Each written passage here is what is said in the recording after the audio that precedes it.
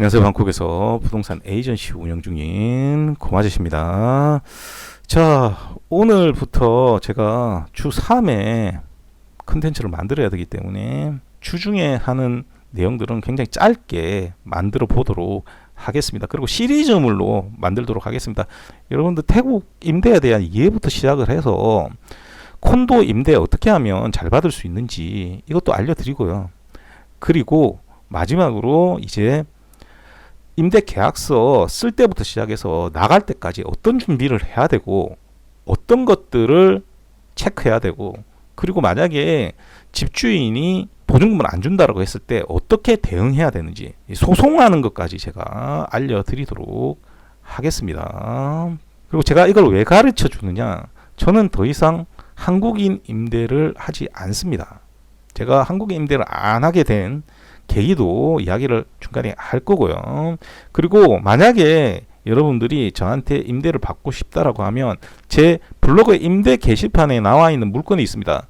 그거만 제가 해 드립니다. 그 이외에는 제가 따로 찾아드리거나 하지 않습니다.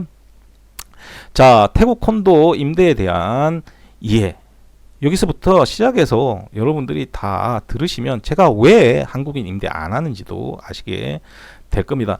제가 여기서 일하면서 정말 많이 듣는 상담 내용이 단기 임대는 안 하십니까? 이거였습니다.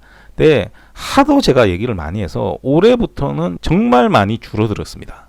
자, 일단 태국 콘도 임대의 이해, 법적인 이해입니다. 이거는 2018년에 판례가 나왔습니다. 당시에 후아인이 있었고요. 몇 군데 있었어요. 그게 다 지방이었습니다. 지방 콘도들에서 에어비앤비를 막 치니까 그거에 대해서 이제 집주인들이 에어비앤비 하는 사람들을 상대로 소송을 합니다. 그래서 그 소송에서 판례가 나오는데 전부 다 임대인들이 승소를 하게 됩니다.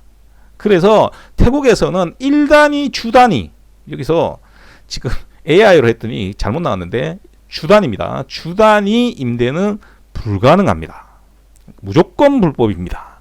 그러면 한 달 이상 하면 괜찮지 않느냐? 한 달 이상 했을 때도 조건이 있어요. 무슨 조건이냐면, 만약에 내가 에어비앤비로 집을 빌렸는데 한 달 반을 빌렸다라고 가정을 할게요. 그러면 계약서를 써야 됩니다. 계약서를 쓴 다음에 태국 콘도 관리실에 가서 임차인으로 등록을 해야 됩니다. 거기까지 해야 불법이 아닌 겁니다. 만약에 거기까지 안 하고 내가 그냥 카드 준다고 왔다 갔다 하고 있는데 경찰이 들이닥쳐서 당신 불법이라고 얘기를 하면 근거가 없어지는 겁니다.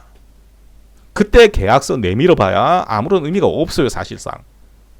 그래서 실제로는 여러분들이 만약에 불법이 안 되려고 하면 계약서를 쓰고 임차인 등록을 해야 됩니다. 그런데 그 임차인 등록을 6개월 이하는 대부분 안 해줍니다. 정상적인 콘도에서, 정상적인 사무실에서는 규정상 해주지 않습니다. 여기서 사무실을 운영하는 주체는 큰 관리회사예요. 그 관리회사들이 이 콘도들을 전부 다 관리하는 겁니다. 이게 콘도 관리회사는 바꿀 수가 있습니다. 쉽게 얘기를 해서 이 관리회사가 잘 못해요. 그럼 바꿀 수 있고요. 이 관리회사가 이 콘도는 못 해먹겠다고 나가는 경우도 있습니다. 그래서 이 관리회사에 항상 일정한 관리비를 내게 되죠. 이걸 임대인들이 1월달이나 또 한 8월달 이때 내는 콘도도 있어요. 관리비를 책정을 해서 돈을 내게 되면 그 돈으로 관리회사에 주고 관리회사가 관리를 하게 되는 겁니다. 그래서 6개월 이하는 받아주지 않습니다, 보통은. 왜 6개월 이하는 받아주지 않느냐? 정상 계약 수수료 발생이 6개월 이상 돼야 됩니다. 그러니까 에이전트가 정상 수수료를 받으려고 하면 6개월 이상이 돼야 되는 겁니다. 그러면 6개월 이하는 구두로 약속한 금액만 실질적으로 받을 수 있는 거죠. 자, 그러면 정상적인 에이전트라면 6개월 이하는 하지 않는 게 원칙이 되는 겁니다. 그렇죠? 그러면 이 6개월이라는 기간이 있기 때문에 이 관리사무소도 당연히 6개월 이하는 받아주지 않습니다. 그게 대부분 콘도에 가보시면 호텔이 아닙니다 써져 있고요. 다 써져 있어. 6개월 이하는 받아주지 않는다. 이런 내용들이 다 있습니다. 자, 그래서 여러분들 이 두 가지 때문에 실제로 여러분들이 에어비앤비로 한 달 이상 빌렸다 하더라도 계약서를 써서 사무실에다 등록하지 않는 이상 사실상 불법이다 보시면 됩니다. 이제 이해가 되시죠? 그러면 이게 가능한 콘도들은 어떤 콘도들일까요? 여기 정확하게 나와 있고요. 어떤 곳이냐면 대부분 오래되고 관리가 안 되는 곳입니다. 아니면 외곽의 관리 체계가 엉망인 곳들입니다. 쉽게 얘기를 해서 여러분들 프롬폼 같은 데 보면 하얀색 콘도 있죠. 오래된 거 한 30년 된 거. 그런 데 가보시면 정상적인 관리회사들이 관리를 안 해요. 그런 집들은 관리회사들이 관리를 할 수가 없습니다. 그래서 어떤 관리 체계를 가지고 있냐면 따로 다 계약을 하는 거예요. 쉽게 얘기해서 큰 관리회사가 하면 뭐 시큐리티 이런 것도 전부 다 자기네들이 하거든요. 뭐 세무사 뭐 이런 것도 자기네들이 다 하는데 그런 거 따로 다 연결해서 해야 되고요. 그래서 어떤 데 가보면 그런 거 있죠. 그 수영장 쓸 때도 20바씩 내야 되는 30바씩 내야 되는 그런 것도 있습니다. 왜? 내가 관리비를 계속 올릴 수가 없기 때문이에요. 감가상각이 일어나서 오래되면 관리비가 더 많이 드는데 그러지 않거든요. 그러면 점점 낡아지면 그걸 관리하기가 현실적으로 불가능해지죠. 그리고 집에 다 살지 않아요. 그러니까 결국은 좋은 관리회사들은 그런 데를 할 수가 없습니다. 그래서 가보시면 1층에 부동산 같은 관리회사가 하나 있어요. 회사라고 볼 수 없죠. 부동산 같은 사무실이 하나 있습니다. 거기서 수도세도 받고 뭐 그러고 있어요. 그 실질적인 우리가 흔히 아는 콘도의 관리실하고는 굉장히 다른 거죠. 실제 콘도 관리실에 가보시면 유니폼도 있고요. 그러니까 간단하게 이렇게 로고 있는 회사 유니폼 다 입고 있어요. 그리고 또 부동산 관리해주는 사람도 한 명 있습니다. 그거는 뭐냐면 이렇게 보시면 돼요. 산시리 예를 들면 산시리에는 홈이라는 관리회사가 있고요. 플러스라는 부동산이 있습니다. 그래서 그 플러스라는 부동산에서도 사람이 한 명 나와 있는 거죠. 그래서 이걸 가지고 나중에 임대받는 법 이야기를 해 드릴 겁니다. 그래서 여러분들이 부동산 사이트 안 봐도 돼요. 그것도 나중에 알려 드릴 거예요. 자, 그래서 실질적으로 정상적인 콘도에서는 불가능합니다. 그럼 어떤 데 가능하냐 또 집주인들이 전체 동의를 해서 내규를 변경하면 됩니다. 근데 사실상 불가능하겠죠. 내가 다 사면 돼요. 사실상 불가능한 겁니다. 왜? 동의를 안 해주니까. 그러면 왜 동의를 안 해주냐? 자, 정상 임차인들이 피해를 보게 됩니다. 쉽게 그래서 밤에 소음, 담배, 심지어 마약도 하고요. 음주, 가무까지 합니다. 제가 여행을 많이 다니거든요. 여행을 많이 다니면 가끔씩 이렇게 단체 관광객들이 오는 호텔들에 모르고 투숙하는 경우가 있습니다. 근데 뭐 그걸 알 수가 없죠. 그러면 정말 시끄럽습니다.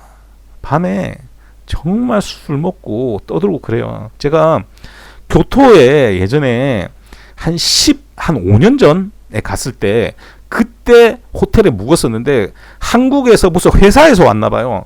정말 밤새도록 떠들더라고요. 그런 게 콘도에서 일어납니다. 그럼 콘도에 사시는 분들은 아침에 출근해야 되고 이런 분들이지 않습니까? 문제가 생겨요. 그리고 태국 콘도는 내 집이라도 집에서 담배를 못 핍니다. 새 집들은 다 담배를 필 수가 없어요.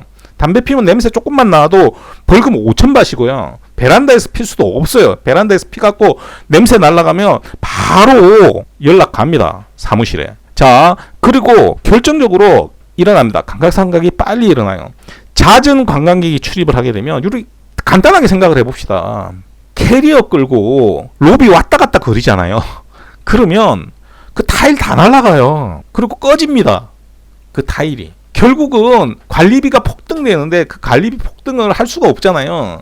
그래서 어느 순간 되면 전문 관리회사가 관리를 포기하게 됩니다. 자, 그리고 가장 결정적인 문제. 외국인하고 태국인은 콘도를 사는 시기가 좀 다릅니다. 외국인은 투자를 많이 하기 때문에 선 분양을 많이 사게 되고요. 태국인들은 준공 후에 구매를 많이 하게 됩니다. 특히 실거주자는 다 완성되고 사겠죠. 그래서 여러분들 제가 말씀드렸죠. 아주 비싼 콘도들은 아예 분양을 안 하는 데가 많습니다. 거의 완성된 직전에 판매를 시작하게 됩니다. 자, 그런데 앞에 얘기했던 그런 문제들이 벌어져 있다. 그리고 내가 집 보러 왔는데 캐리어 끌고 관광객들 왔다 갔다 거린다. 그러면 그 집 사겠습니까? 안 삽니다, 아무도. 그래서 실제로 사례가 있습니다.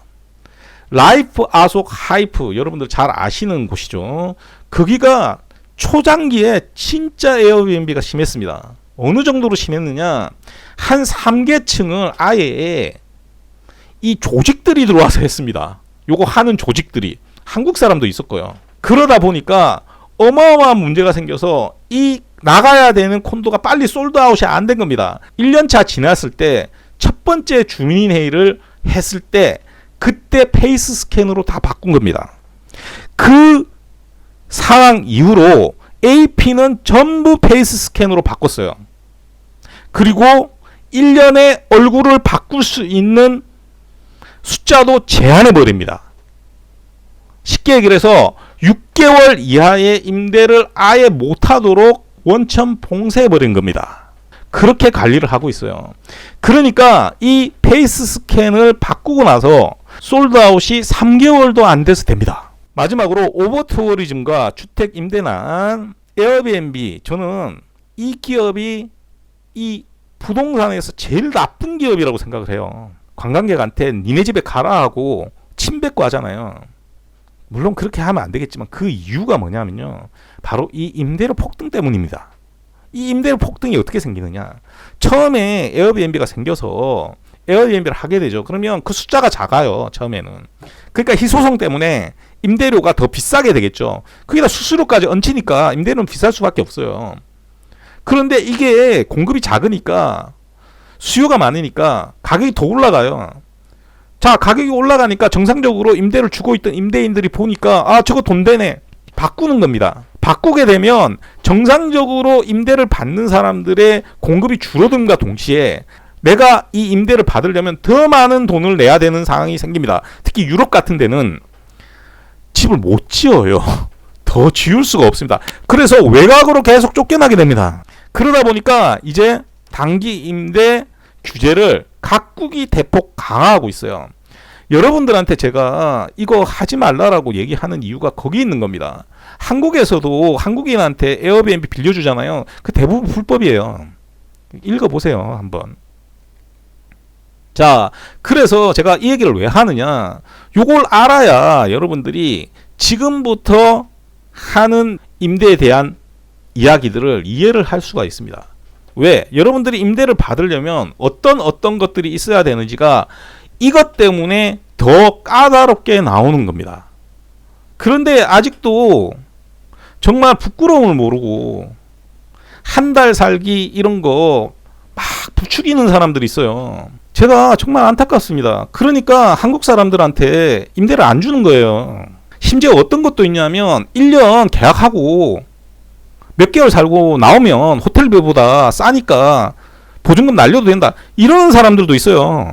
그렇게 하기 때문에 에이전트들이 한국 사람들한테 임대를 안 주는 겁니다. 그러면 실제로 여기 살려고 온 사람들, 그리고 여기 살아야 하는 사람들이 피해를 보게 돼요. 자, 왜 그런지는 다음 시간에 이야기를 하도록 하겠습니다. 그리고 계속 보시면 좋은 정보가 있어요. 오늘도 들어주셔서 대단히 감사드리고요. 이상 저는 방콕에서 고마주셨습니다.